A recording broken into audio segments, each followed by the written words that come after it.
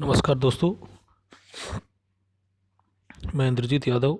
सहायक आचार्य हिंदी, राजकीय महाविद्यालय बहरोड। आज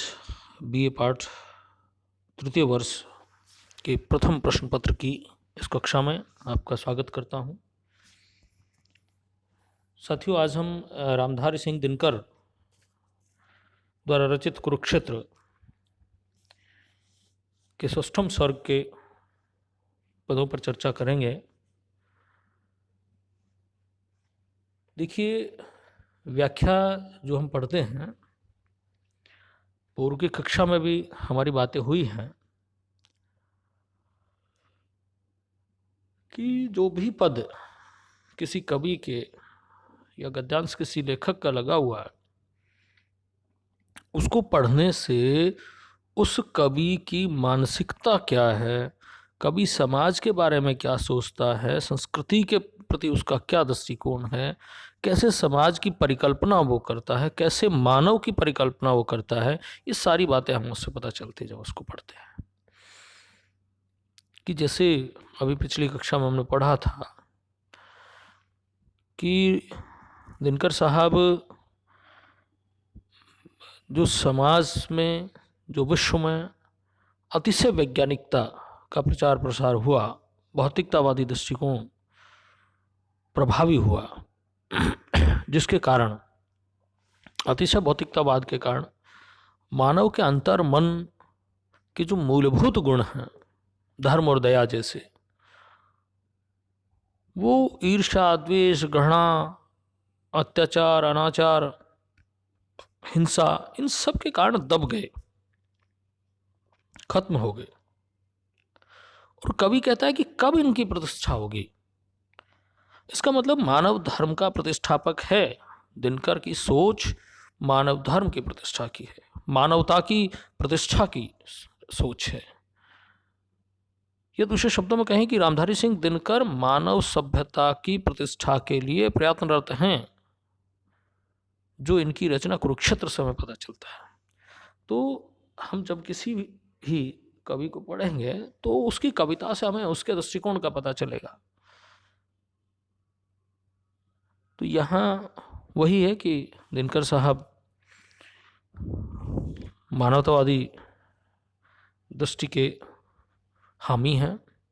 मानवतावाद की प्रतिष्ठा करना चाहते हैं, मानवीय जो गुण मानव सभ्यता में विद्यमान है, जिनके कारण मानो सारी धरा जल रही है। धरा जल रही है कहने का मतलब है कि इस पर रहने वाला प्रत्येक प्राणी किसी न किसी रूप में पीड़ित है, प्रताड़ित है। कोई समाज के उच्च वर्ग के द्वारा शोषण का शिकार हो रहा है, तो कोई अतिशय भोग लिप्सा, सब कुछ पा लेने की चाह के कारण अपने आप में अंदर ही अंदर घुट रहा है। तो यहाँ जो राइटर है वो इस पद में कहना चाहता है कि घृणा, हिंसा, विद्वेष, शोषण, इन सब चीज़ों को समाप्त कर मानव धर्म की प्रतिष्ठा हो, और उसी मानव धर्म की प्रतिष्ठा के प्रयास में आगे बढ़ते हुए, पिछली कक्षा से आगे बढ़ते हुए आज हम बात करेंगे कि शोषण, अपहरण, शोषण वही कुत्सित वही अभिमान, खोजता चढ़ दूसरों के भस्म पर उत्थान, शील से सुलझा न सकना आपसी व्यवहार, दौड़ न रह उठा उन्माद की तलवार, द्रोह से अब भी वही अनुराग, प्राण प्राण में अब भी वही फुफकार भरता नाग। कवि कहता है कि महान विचारों को धारण करने के बाद भी, मानवता या तत्व ज्ञान की प्राप्ति के बाद भी व्यक्ति किस तरह जो अमानवीय कृत्य हैं उनको कर रहा है, जो हीन वृत्तियां हैं उन हीन वृत्तियों को छोड़ नहीं पा रहा,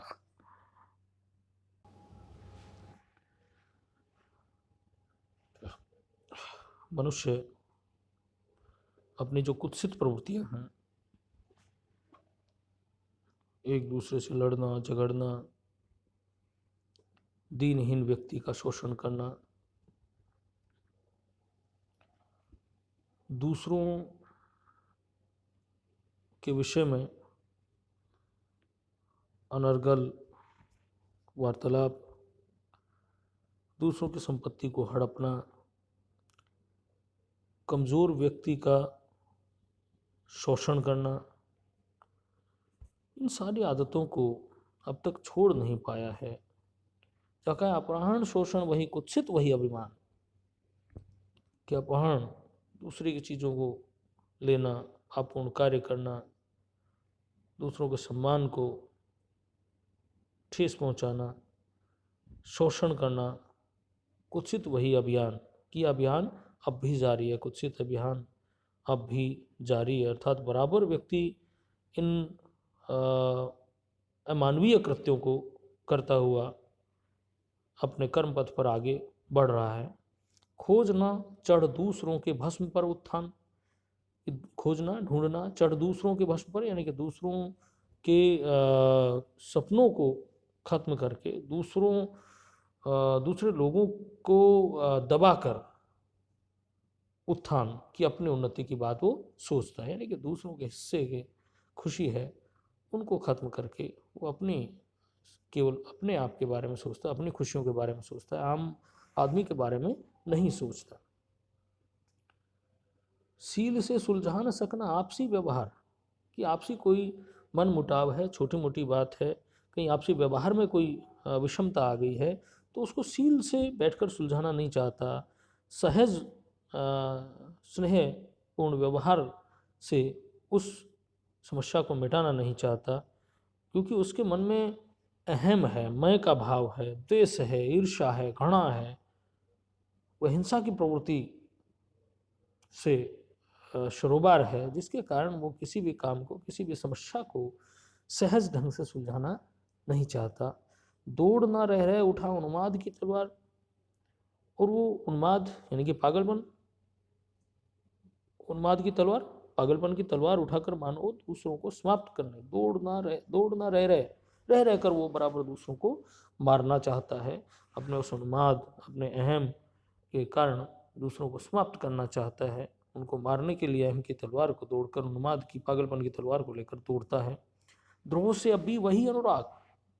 और आज भी द्रोह से यानी कि दूसरों का विरोध करने से, ईर्ष्या रखने से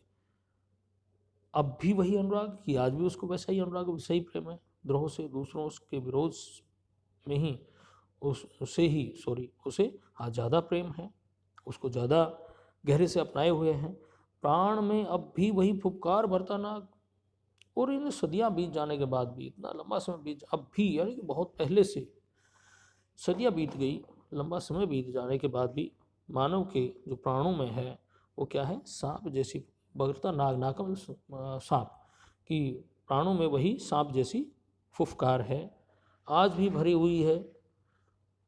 उसमें। अर्थात कहें कि कहीं भी उसको समानता और शांति से कोई उसका लेना देना नहीं है।